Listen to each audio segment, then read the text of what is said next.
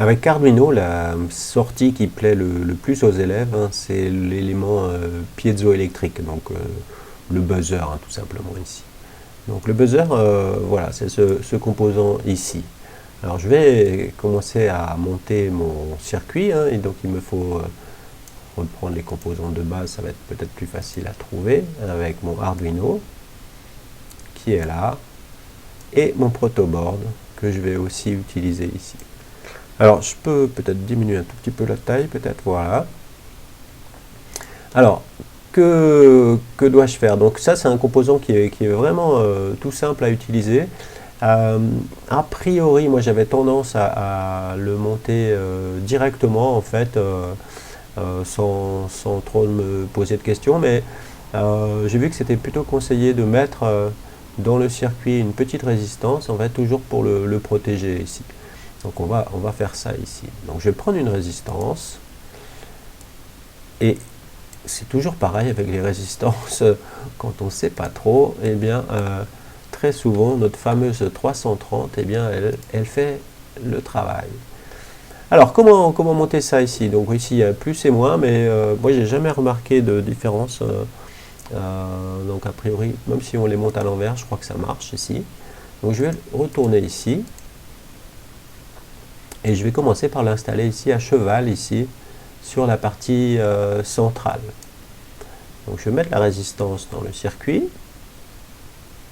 Donc je vais la faire partir ici du moins ici. Comme ça, je ne vais pas avoir besoin de beaucoup de fils ici. Donc cette partie-là, je vais la relier au moins.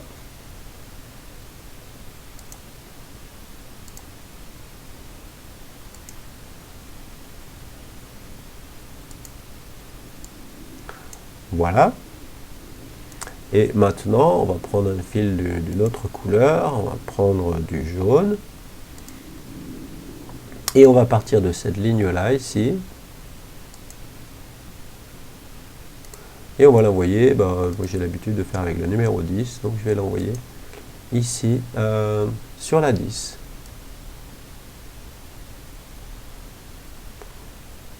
Voilà. Et c'est tout. Voilà mon circuit qui est déjà bouclé ici.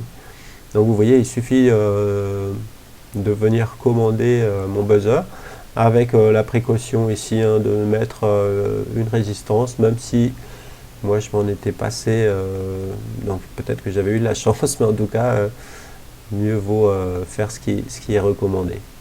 Alors, on vient dans le code. Donc là, comme on l'a dit, eh bien, on est ici, donc je mets tout ça à la poubelle. On est toujours dans les sorties, hein, donc dans les sorties ici, je vais trouver il y a deux choses, hein, sur les haut-parleurs. Donc activer le haut-parleur ici. Donc moi, c'est sur la broche 10. Alors la tonalité, eh bien là c'est un peu bizarre parce qu'on on sait pas trop, je ne sais pas trop ce que c'est ici directement la tonalité. J'ai pas réussi à trouver d'informations là-dessus, mais vous allez voir que on arrive à comprendre quand même ce qui se fait. Alors si je mets une seconde, ce sera vraiment très très désagréable. Pour avoir une note à peu près, 0,1 seconde, c'est largement suffisant ici. Donc là par exemple, je vais mettre 60 pour l'instant. Et ici, je vais pouvoir attendre peut-être. On peut peut-être patienter ici. Donc, on va venir avec patienter. Supposons qu'on patiente ici 0,5. On va juste essayer, hein. Et je vais dupliquer cela avec, par exemple, ici... on va mettre un peu moins, 58 pour voir ce qui se passe. Alors j'ai aucune idée, hein, de ce que sont ces 60 et 58 pour l'instant. Donc je viens ici, bloc et texte. Et là vous voyez, là j'ai de la chance parce qu'en commentaire, il me met ici à quoi correspond 60 et 58. Donc ici, il y a la fréquence de la note ici. Donc chaque note en musique a une fréquence. Alors je ne suis pas spécialiste là-dedans, hein, mais ici vous avez les notes avec les lettres et les chiffres, hein, donc A, 4, etc. Donc là, ici, je vais diminuer mon 60 ici. Donc si je mets, par exemple, 54, vous voyez ici que c'est passé en F4 ici. Donc je peux monter un peu, je vais mettre en 56. Je suis là, 57. 57, hein, j'arrive sur le fameux A4, hein, le 440. Donc vous pourrez regarder ça après pour l'équivalence avec les Do, Ré, Mi, Fa, Sol, etc. Dans quelle octave on travaille. Donc moi je ne suis pas du tout alors, un spécialiste. Donc je vous laisse regarder ça, il y a plein de choses à découvrir là-dessus ici. Donc vous voyez, il y a une correspondance entre les tonalités et ici le A4 où il y a des dièses, etc. Donc vous pourrez regarder ça ici. Alors, bon, moi qui n'y connais rien, je ferme ça et je vais voir ici si ma simulation fonctionne ici. On y va.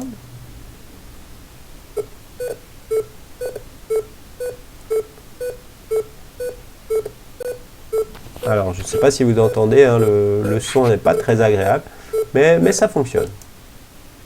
Et c'est tout. Donc là, après, à vous de voir quel genre d'utilisation vous voulez en faire. Hein. Mais vous voyez, c'est très facile à utiliser. Soit pour faire un bip, ou si vous connaissez un peu la musique, vous allez récupérer les notes d'une partition et vous jouez sur les temps, etc. pour avoir quelque chose qui soit peut-être pas trop désagréable ici. Donc voilà, je reviens ici sur mon code. Et puis celui-ci, hein, il est prêt à être utilisé dans la partie Arduino IDE. Donc on va se retrouver de l'autre côté pour travailler cette fois-ci avec un vrai buzzer. Alors voilà mon programme hein, que j'ai repassé ici. Et sur le côté ici, hein, vous voyez mon circuit, mon petit buzzer qui est là. La résistance qui part du moins, le moins qui est relié ici au GND, et mon fil jaune ici qui vient jusqu'à la patte numéro 10 ici. Donc là je vais me connecter, téléverser, et puis on va essayer d'écouter ce qui se passe, s'il se passe quelque chose. Donc je téléverse.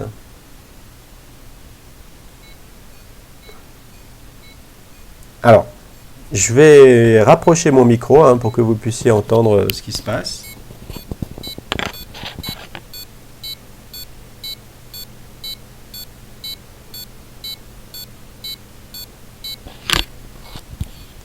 Voilà, donc rien d'exceptionnel, hein, mais ça fonctionne. Hein, donc on arrive comme ça à faire du bruit, hein, j'irai pas dire jusque la musique, hein, mais c'est quelque chose qui peut être intéressant dans vos projets.